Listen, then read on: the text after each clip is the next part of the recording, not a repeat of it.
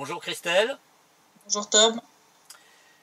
Nous sommes le 8 septembre Ouais. Et nous sommes arrivés au 56e CITREP. Ça commence à faire le nombre de CITREP à force. Et la semaine c'est la semaine farce aujourd'hui.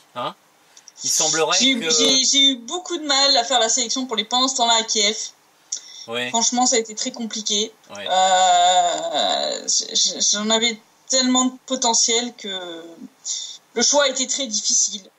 Il se surpasse, Ouais, donc je remercie les gens qui m'envoient d'ailleurs ces informations, qui m'envoient ces liens. Ce sont des gens qui suivent mon site rep régulièrement et qui m'envoient ces liens en me disant tiens, pour ton prochain pendant ce temps-là à Kiev, voilà, j'en ai reçu trop, quoi, là. Ah mais c'est ouais. Je crois qu'ils ont peut-être ouvert secrètement une école du cirque à Kiev. À la Rada, ouais, sûrement, ouais, ça doit être ça. Ça doit être ça. Il n'y a pas les animaux parce que évidemment avec le budget qu'ils ont, ils peuvent pas s'en acheter. Bon, ça dépend. Ça dépend, comme on va le voir un peu plus loin dans le site rep, pour certains trucs. Ah oui, exact. Oui, pour certains trucs, ils en recrutent, donc bon, je suis pas mauvaise très cher en salaire. T'es mauvaise langue, voilà, tu vois. Je suis mauvaise langue, c'est vrai, là, ils ont réussi. Ils ont même les animaux, dans là, ils ont même les animaux. Ouais. Donc, bon. Donc, ça a été une semaine en demi-teinte. Ouais. C'est une semaine en demi-teinte, puisque durant la semaine écoulée, l'armée ukrainienne a violé le cessez-le-feu en République populaire de Donetsk à 199 reprises. Donc un peu plus que la semaine passée, au cours desquels 344 projectiles d'un calibre interdit par les accords de Minsk ont été tirés. Donc je rappelle artillerie, mortier et chars d'assaut, en baisse là par rapport à la semaine dernière. Bon, ils tirent moins d'obus de gros calibre, mais enfin ils se rattrapent sur le petit calibre. Oui. Entre autres, on a noté une intensification du travail des snipers ukrainiens. Donc, en plein cessez-le-feu de la rentrée scolaire. La rentrée scolaire, voilà, je le rappelle. Rien que durant les dernières 24 heures, il y a eu 37 violations du cessez-le-feu par l'armée ukrainienne, ce qui est beaucoup. Ces bombardements ont touché 25 localités de la République. Les tirs de sniper dont je parlais ont fait 2 morts parmi les soldats de la RPD en à peine 24 heures. Magnifique. Et bon, si pour l'instant l'armement lourd est pas tellement utilisé, il semble que c'est parce qu'ils sont en train de le déplacer, puisque les services de renseignement de la République populaire de Donetsk ont détecté des mouvements d'armes lourdes près de la ligne de contact, le redéploiement entre autres de 5 obusiers Jetsin B de 152 mm, 6 canons automoteurs Gvozdika de 122 mm, 9 obusiers D30 de 122 mm et 29 mortiers de 120 mm. Donc, oui, il y a de quoi faire des jolis trous un peu partout.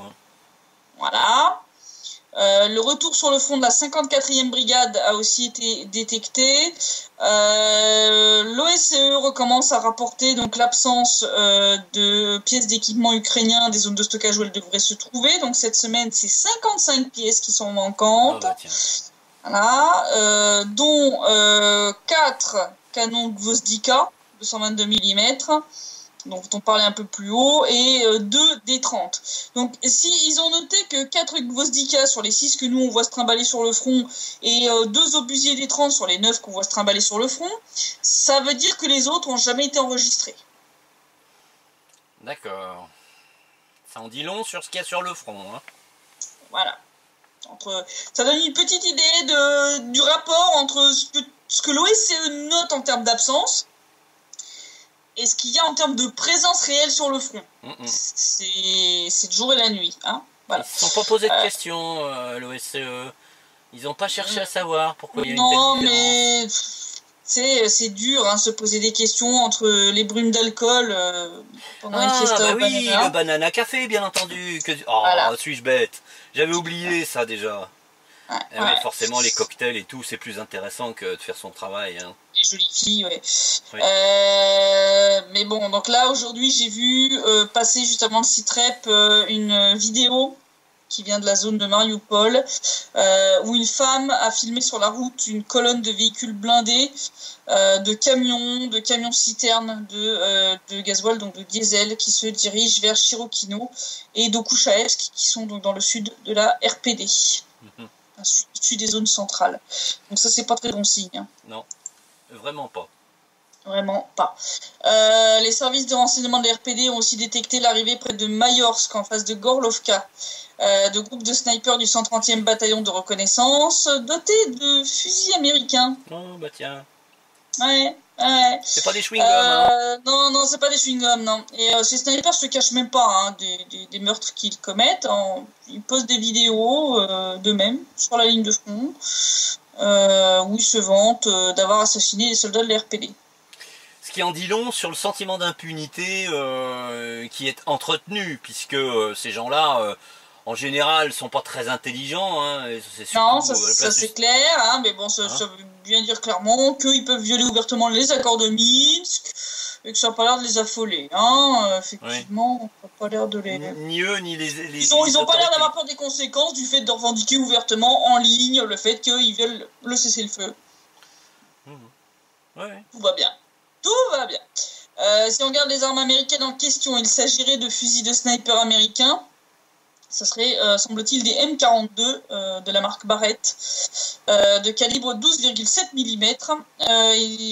Les services de reconnaissance ont aussi découvert des grenades qui viendraient du fabricant américain Airtronic. Alors, pour ceux de nos auditeurs qui ont une bonne mémoire, oui, c'est la même société que celle qui avait fourni les fameux lance-roquettes à l'Ukraine. Voilà. Les fameux qui avaient vendu des lance-roquettes.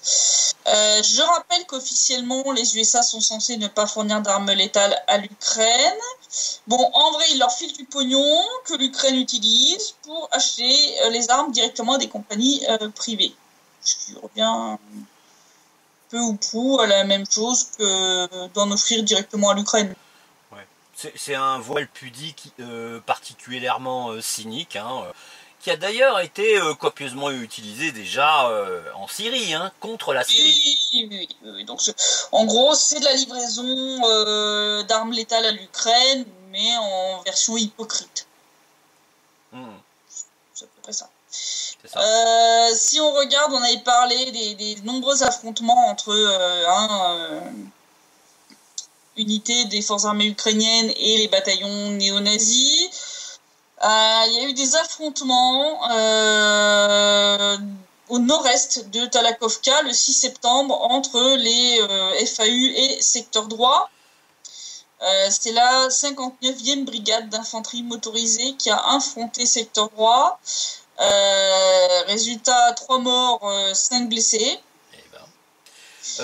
On signale que FAU, ça veut dire Forces armées ukrainiennes. Ukrainiennes, hein, voilà. Suite à cet affrontement, le drapeau ukrainien a été retiré des positions de la 59e et a été remplacé par celui de secteur droit. Bon, pas besoin d'avoir fait Saint-Cyr pour savoir qui a gagné. Hein. Oui, c'est clair. Voilà.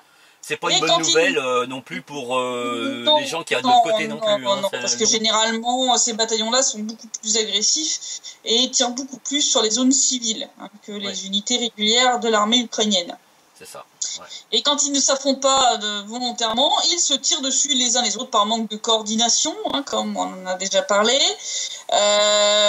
Secteur droit toujours augmentant l'activité de ces unités de reconnaissance, mais ils n'ont pas trouvé très judicieux d'en informer le commandement de l'OAT ou donc de l'opération antiterroriste ou les unités de l'armée ukrainienne présentes dans le secteur concerné. Résultat, cette semaine, alors qu'une unité de reconnaissance de secteur droit a essayé de se glisser dans la zone grise près de Marinka, les 22 soldats de la 92e brigade mécanisée stationnée dans le secteur les ont pris pour une unité de sabotage de la RPD et leur ont tiré dessus à coups de mortier de 82 mm, tuant un néo-nazi et en en blessant 4. Bravo les mecs. Je pense que les civils du Donbass n'ont pas vraiment envie de s'en plaindre. Hein, Non, pas vraiment. Je vais pas pleurer non plus. Hein. Suite au couac de communication répété, dont on a déjà parlé plusieurs fois, les commandants d'unités des forces armées ukrainiennes ont reçu des ordres concernant les relations avec le centre de presse de l'opération terroriste, afin d'harmoniser un petit peu la façon dont les morts hors combat sont présentés. Le but étant bien sûr de les faire passer pour des morts dus aux forces armées de la République populaire de Donetsk. Bon, en vrai, par exemple, c'est une mauvaise prise en main des munitions qui a provoqué la mort d'un commandant d'une équipe de la 128e brigade, suite aux nombreuses blessures par éclat qu'il a reçues. Il s'agit précisément du sergent Gennady Yurevich Ilin, né le 3 juin 1982. Donc si sa famille lit les informations qui viennent de la RPD. Non, il n'est pas mort lors d'une attaque des soldats de la République populaire de Donetsk. Pas du tout. Hein, il est mort du fait de la mauvaise manipulation des munitions. C'est tout. Ouais. Et si les attaques venant de la RPD sont fictives, celles venant du côté ukrainien ne le sont pas. Et elles ont fait cette semaine 5 morts et 11 blessés, côté ukrainien.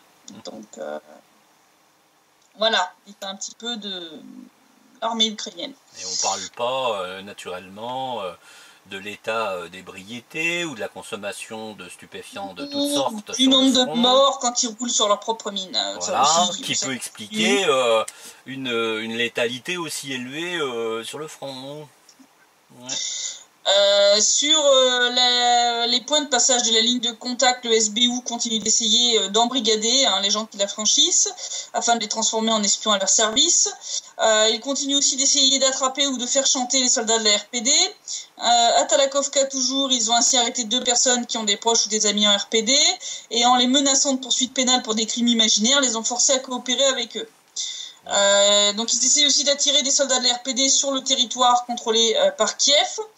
Ils trouvent leurs proches qui sont dans la zone ukrainienne et les forcent à appeler donc leurs proches qui sont dans l'armée en prétendant qu'un proche est mort et en insistant sur la nécessité de leur présence aux funérailles.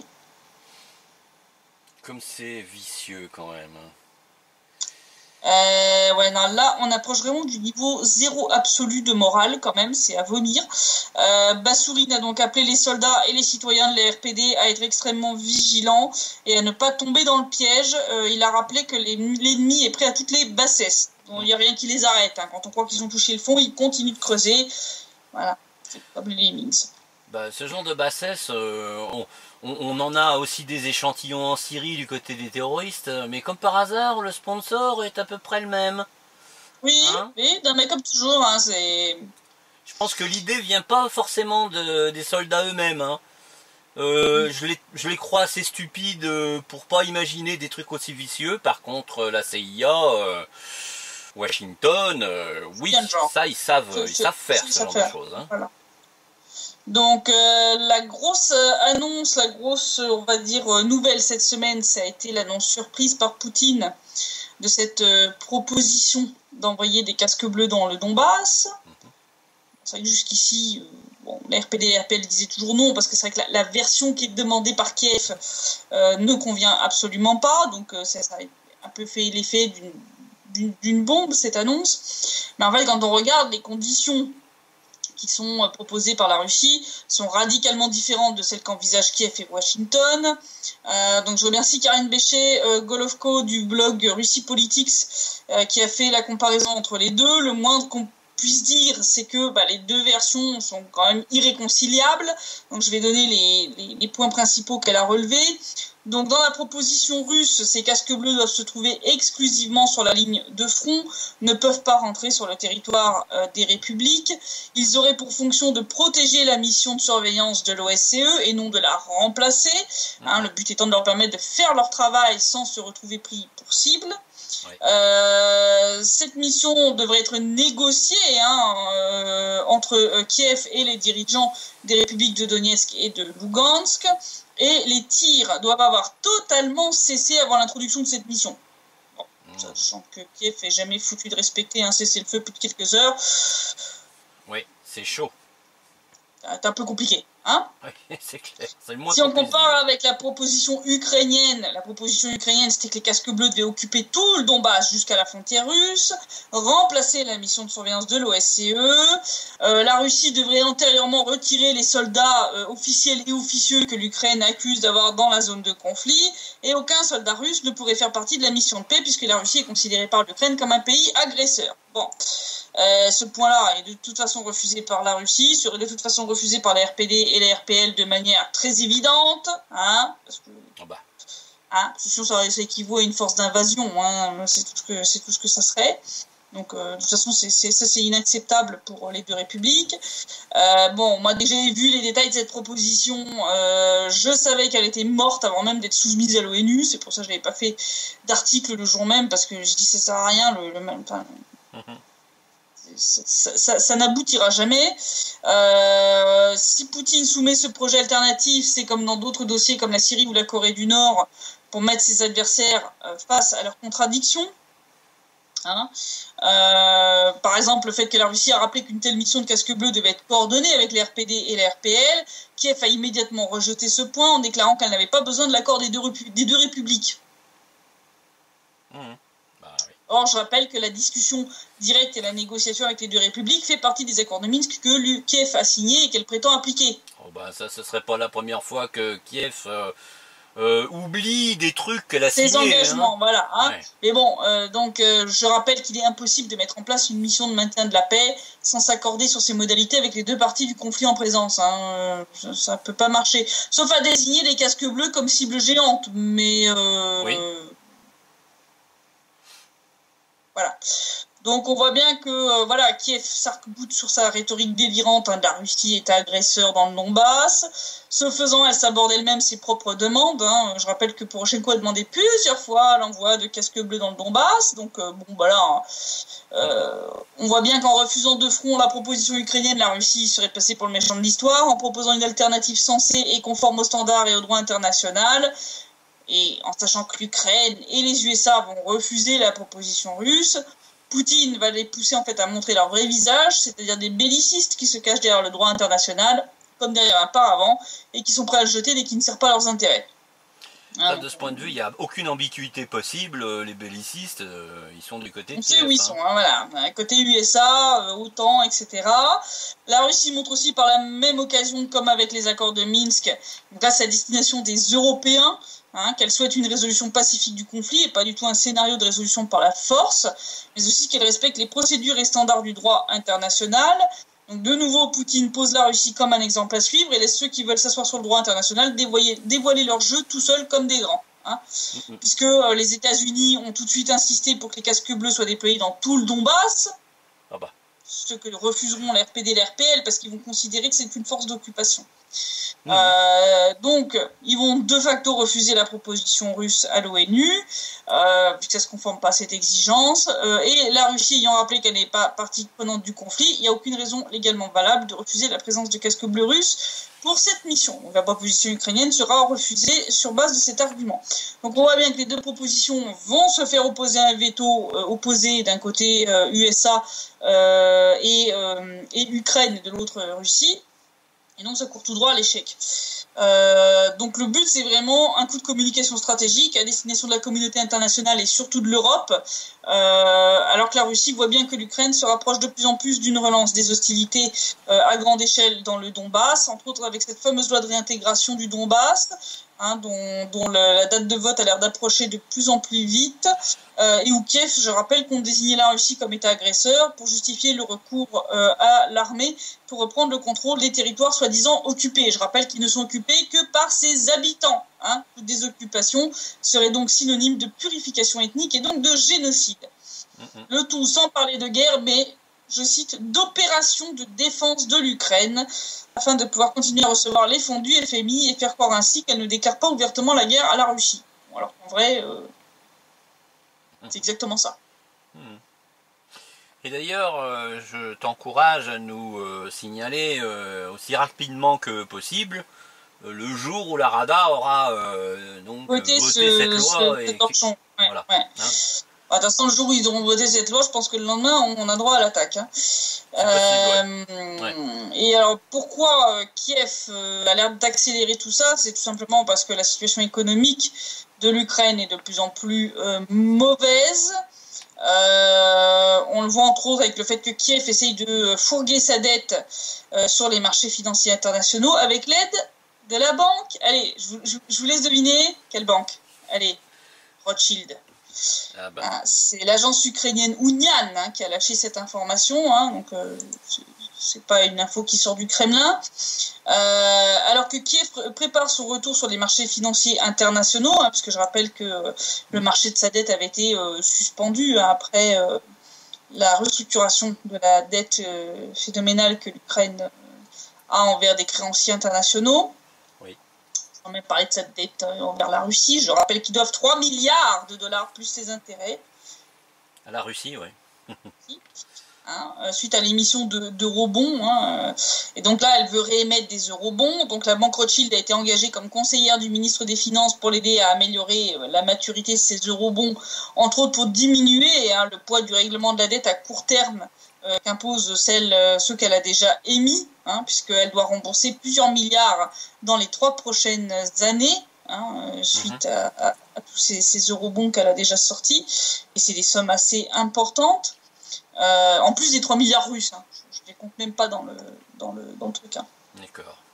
Voilà. Tant qu'à faire. Et comme par miracle, dans le même temps, une loi a été votée à la Rada pour supprimer une taxe qui s'appliquait aux investisseurs étrangers lorsqu'ils faisaient des bénéfices lors de transactions d'échange de la dette ukrainienne. Le but étant bien entendu d'abattre les quelques gogos trop cons pour savoir que la dette ukrainienne ne sera jamais remboursée. Ah oui, il faut bien des pigeons pour... Voilà. Ouais. Donc on va leur faire miroiter que c'est exempt de taxes. Voilà, donc on va faire tomber les débiles dans le panneau. Voilà. Alors le suivant, c'est un truc que j'ai hésité à mettre pendant ce temps-là à Kiev. Parce que franchement, en le lisant, je me suis dit que Poroshenko, en homme généreux, avait dû refiler l'adresse de son dealer au consultant du groupe de recherche Institutional Investor. Ah oui. Alors, ce qu'ils ont sorti, c'est quand même magique. C'est quand même magique. Donc, ils ont sorti rien de moins quand même que le fait que l'Ukraine serait la destination numéro 1 des investisseurs qui opèrent sur les continents européens, au Moyen-Orient et en Afrique. Donc, ils ont interrogé, soi-disant, 214 gestionnaires de fonds d'investissement de 154 sociétés d'investissement en leur demandant quel pays est en tête de liste pour leur futur voyage d'affaires dans les 12 prochains mois pour gérer des investissements actuels ou futurs. Et alors, il s'avérerait que l'Ukraine serait numéro 1 avec 32% des répondants qui ont mis le pays comme priorité, avec ensuite, dans le top, en vrac, je ne les donne pas dans l'ordre forcément, la Roumanie, le Nigeria et le Kenya. Bien entendu, le ministre ukrainien des Finances, ce cher monsieur Daniliuk, s'est félicité, bien entendu, de la nouvelle et a annoncé, je cite, « Nous continuons à travailler pour améliorer les conditions d'affaires, simplifier les procédures et fournir la stabilité et la prédictibilité pour les investisseurs ukrainiens et étrangers. » Moi, quand je vois ce qu'ils ont fait aux banques russes sur leur territoire, je vois pas bien comment ils comptent rattraper ce merdier en termes de communication désastreuse vis-à-vis des investisseurs. Parce que je rappelle que quand tu attaques, que tu mures l'entrée d'agences de banques étrangères, ça donne pas vraiment envie à des investisseurs étrangers de venir mettre du pognon dans ton pays. C'est clair, oui. Je rappelle quand même. Je rappelle que suite à ces conneries, d'ailleurs, le taux d'investissement étranger dans le pays s'était effondré. Et l'Ukraine s'était retrouvée avec, je crois, un tiers je crois seulement, du niveau d'investissement de l'année précédente durant la même période. Ce qui est pas bon, quand même. Non. Mais d'ailleurs, si tu me permets une aparté, ça me rappelle rudement en fait tous ces sondages pendant la campagne électorale qui nous plaçaient, je dirais, un certain nombre de candidats et en particulier celui qui a fini par être élu en France, avec des pourcentages qui étaient totalement irréalistes, complètement irréalistes. Oui, voilà. Au point que on se demande si justement ces sondages sont pas là pour créer la réalité voulue par un certain nombre de décideurs. On taira lesquels, mais bon. Oui. Sauf que effectivement, je vois pas comment ils peuvent vraiment intéresser des investisseurs à investir dans leur pays, sauf à tous leur payer des putes ukrainiennes pas chères et des pots de vin. Oui. C'est d'ailleurs sûrement ce délire en termes de classement qui a fait dire à Poroshenko que le pays était sorti des abysses où il avait plongé, mais qu'une horde de prédateurs était à l'affût. Je cite Poroshenko. En fait, pour une fois, il est lucide le porky. Est-ce qu'il avait décuvé temporairement? Je ne sais pas. Mais comme j'ai toujours dit, le diable se cache dans les détails. Et en fait, si on regarde ce qui intéresse ces fameux investisseurs, je te le donne en mille, c'est le secteur agricole ukrainien. Oui, évidemment. Tiens, grâce à la terre fertile dont dispose l'Ukraine. En clair, ce ne sont pas des investisseurs que l'Ukraine attire, mais des pilleurs qui en veulent à sa terre, donc au Tchernodium. Voilà. Oui, parce que c'est une terre extraordinairement fertile, hein. Toi qui as des compétences dans ce domaine, C'est une très très bonne terre, hein. C'est pas pour rien que Monsanto s'y intéresse, hein. Donc du coup ça relativise quand même un petit peu la grande annonce. En fait, l'Ukraine est la destination numéro 1 des pilleurs. En fait, c'est pas des investisseurs, c'est des pilleurs, en fait. Voilà, une fois qu'on replace là, ça devient beaucoup moins drôle. Donc c'est pour ça que finalement je l'ai pas mis pendant ce temps à Kiev. Oui, c'est vrai, c'est vrai. Donc, si on regarde l'évolution générale économique de la situation en Ukraine, donc comme je disais, ça va de plus en plus mal. La dette ukrainienne atteint désormais 80% du PIB, après avoir augmenté de 1,39% en un mois à peine. Je vois pas bien en fait comment elle va pouvoir rembourser ce qu'elle doit, sans même parler de ce qu'elle continue de mendier au FMI, aux États-Unis et à l'Union européenne. Poroshenko lui-même est d'ailleurs obligé d'admettre que la population ukrainienne est mécontente de la situation, hein. Il a même avoué que le niveau de vie de la population s'est effondré en 3 ans, qu'il y a aussi beaucoup de mécontentement contre le gouvernement actuel. Et il a même déclaré que tout cela faisait le terreau du communisme, dont les idées font un retour en force chez les Ukrainiens, malgré ou peut-être à cause de la fameuse décommunisation. Donc je le cite, la décommunisation n'a pas détruit la demande pour l'idéologie communiste de haine des classes. De plus, cette demande a été objectivement renforcée à cause de la crise socio-économique et de l'augmentation de la stratification entre les riches et les pauvres. Bon, bien entendu, il met tout ça sur le compte de l'agression russe, parce que, il ne va pas admettre que tout ça c'est de sa faute et de la faute du Maïdan, hein, donc il ne faut pas exagérer. Voilà, les spécialistes du déni n'allaient quand même pas faire une sortie honnête comme ça. Ça va pas arriver. Donc forcément, en plombant l'économie du pays tout en s'en mettant un max dans les fouilles, il ne faut pas s'étonner que les gens aient envie de retourner au communisme. Hein. Je rappelle qu'au moins à l'époque de l'URSS, tu étais sûr d'avoir un travail et un toit au-dessus de ta tête. Oui. À l'heure actuelle, les Ukrainiens n'ont aucune de ces certitudes. Hein. Oui. Je tiens à le rappeler. La situation économique est tellement catastrophique en Ukraine qu'on a vu apparaître une annonce d'une jeune fille de 18 ans qui met en vente sa virginité sur un site de petites annonces. Alors oui, là je crois que quand dans une société on en arrive là, c'est que vraiment on atteint le fond. Bon, il y avait déjà eu des précédents, je crois au Brésil et je crois aux États-Unis. Mais bon, les filles l'avaient fait pour des vraiment très gros montants. Si je me souviens, ça se comptait en millions de dollars. Ouais. Voilà. Cette Ukrainienne de 18 ans offre sa virginité contre 50 000 grivnia, soit 1600 €. Ouais, c'est pas beaucoup. Ouais. Voilà. Donc la jeune femme qui se prénomme Yulia a publié l'annonce accompagnée d'une photo d'elle avec une partie de son visage, expliquant avoir expressément besoin de cette somme d'argent. Le titre virginité à vendre, donc elle est étudiante, semble-t-il. Donc voilà, elle cherche un homme sérieux qui lui donnera une contrepartie financière de 50 000 grivnia. La rencontre devra se dérouler à Melitopol, en Ukraine, à l'endroit qu'elle aura choisi. Voilà, les prétendants sont invités à la contacter via Skype. Bien entendu, la proposition a fait le buzz dans son pays, donc elle a été interviewée et elle a expliqué que tôt ou tard, je vais devoir dire adieu à ma virginité et c'est mieux de le faire dans ce contexte-là que dans une soirée bourrée.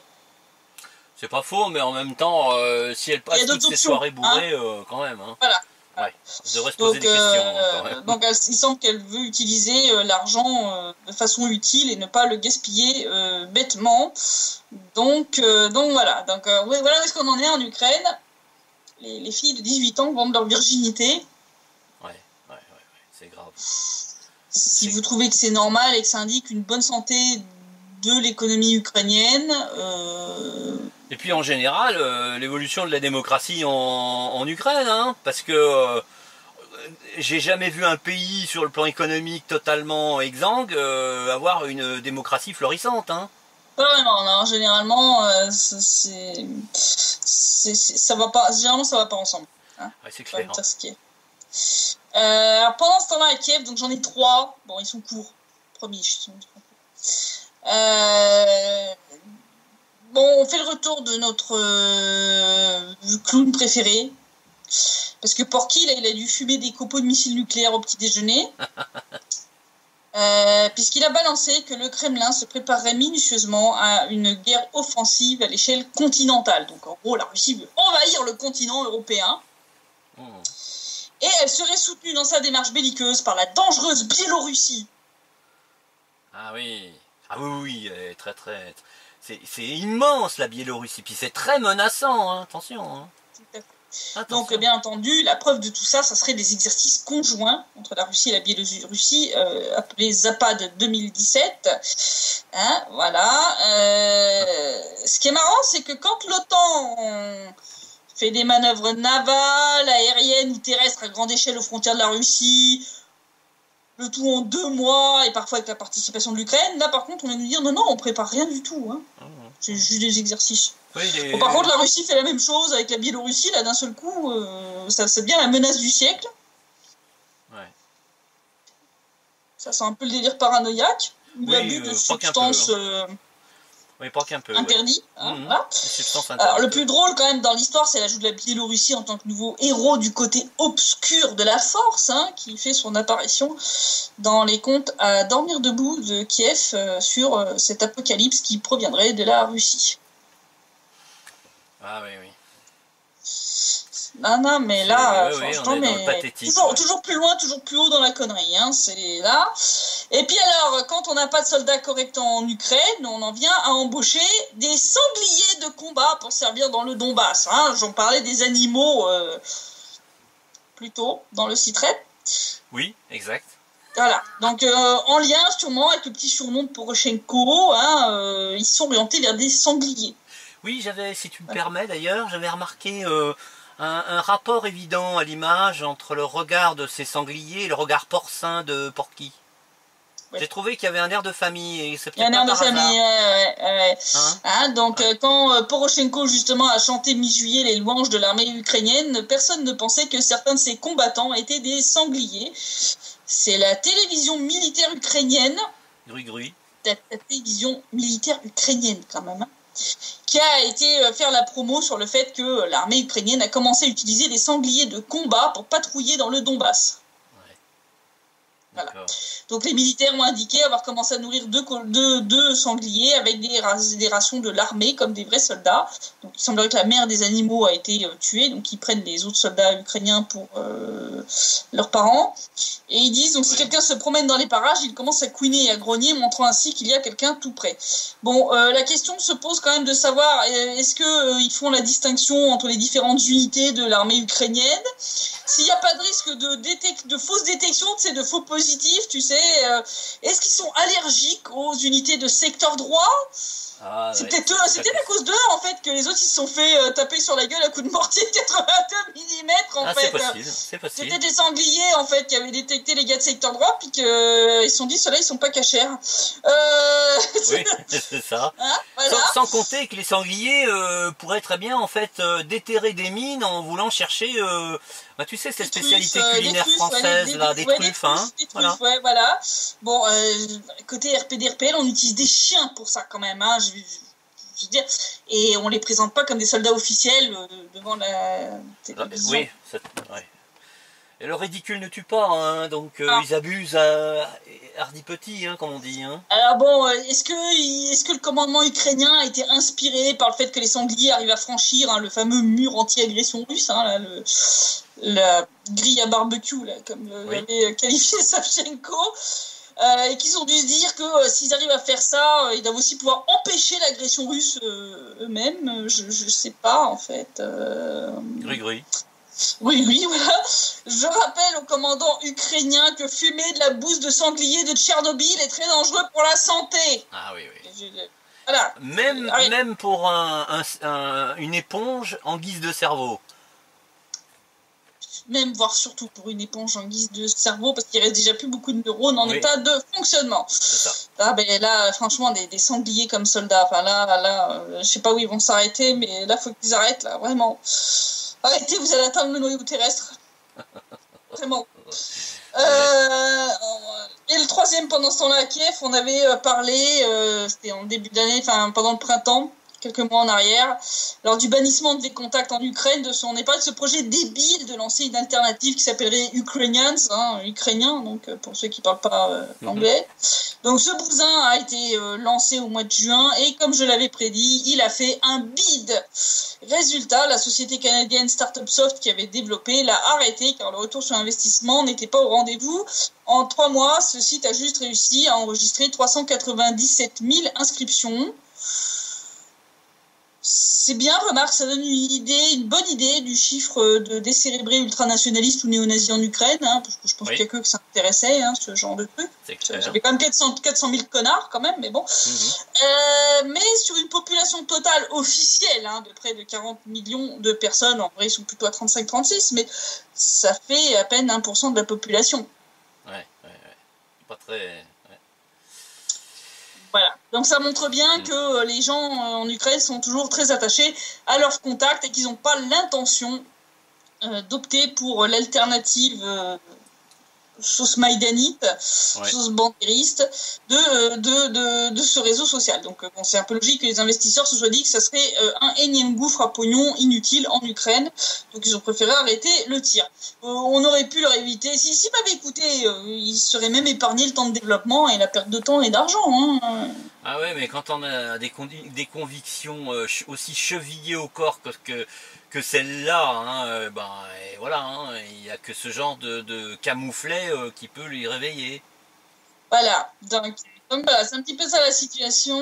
Donc on attend de savoir quand est-ce qu'ils vont et comment ils vont voter cette fameuse loi de réintégration du Donbass à la Rada. Je pense que ça va donner lieu à de joyeux bastons. Je pense que ça va être assez épique parce que les députés comme Evgeny Mouraïev qui ont la tête sur les épaules et qui sont pas des bandéristes vont bien voir quel est le danger de ce délire. Ouais. Ils n'ont pas envie de voir l'Ukraine déclarer ouvertement la guerre à la Russie. Ils en savent très bien les conséquences. Donc je pense que ça va être assez houleux. Je crains malheureusement qu'elle passe telle qu'elle quand même. Et je pense qu'une fois qu'elle aura été votée, ils déclencheront l'offensive. De toute façon, l'AIUS est déjà prêt, hein, puisque, comme je l'ai dit plus tôt, Poroshenko accuse déjà la Russie d'être responsable via son agression imaginaire de l'état pitoyable de l'économie ukrainienne. Je pense que la rhétorique, elle est déjà bien rodée, elle est déjà préparée. Ils vont déclencher une offensive, ils vont se prendre la peignée de leur beau jour. Et quand le pays va se casser la gueule dans la foulée, ils vont dire c'est pas de notre faute. C'est pas parce qu'on est des incompétents et des corrompus, c'est la Russie qui a envahi le pays, détruit notre armée, et donc notre pays s'est cassé la gueule, mais c'est pas de notre faute, c'est de la faute des Russes.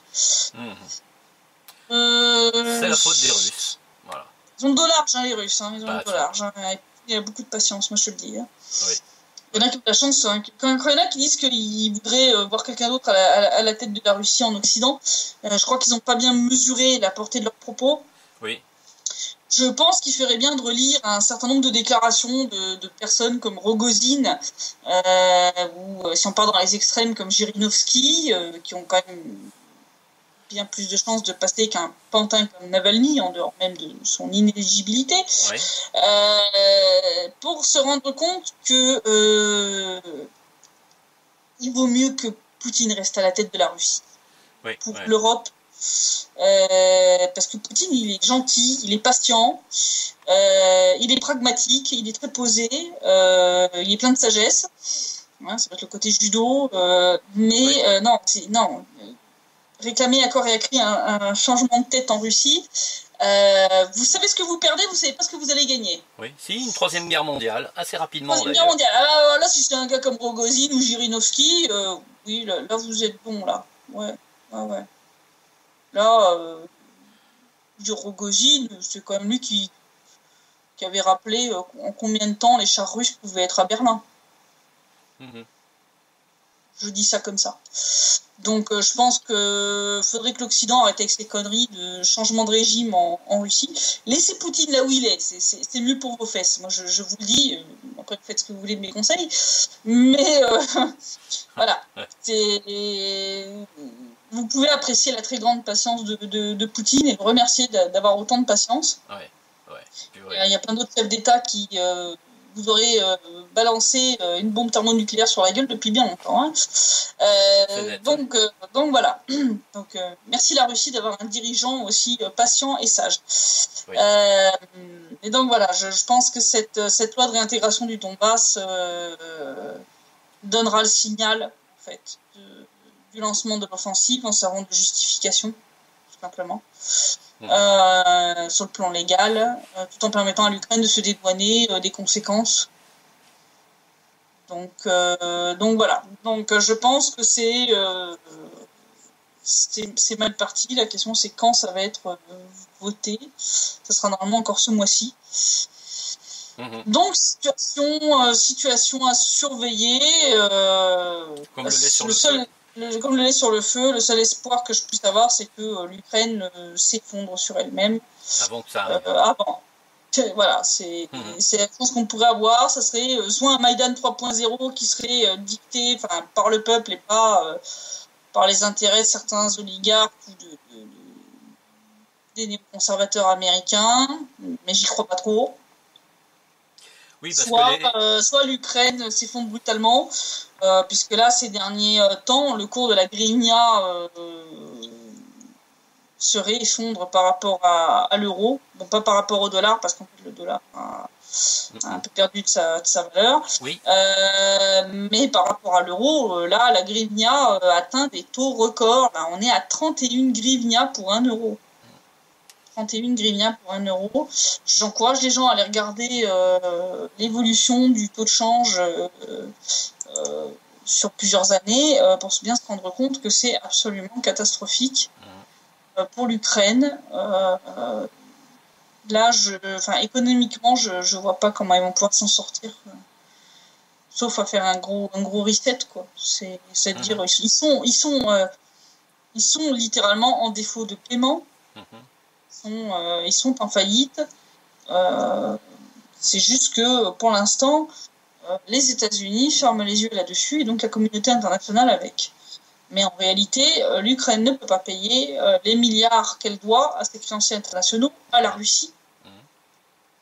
Je parle là que des dettes d'État. Je parle même pas des dettes de gaz qu'elle a vis-à-vis de la Russie qui se montent aussi à plusieurs milliards. Ça va très mal se terminer pour l'économie ukrainienne et donc pour les Ukrainiens.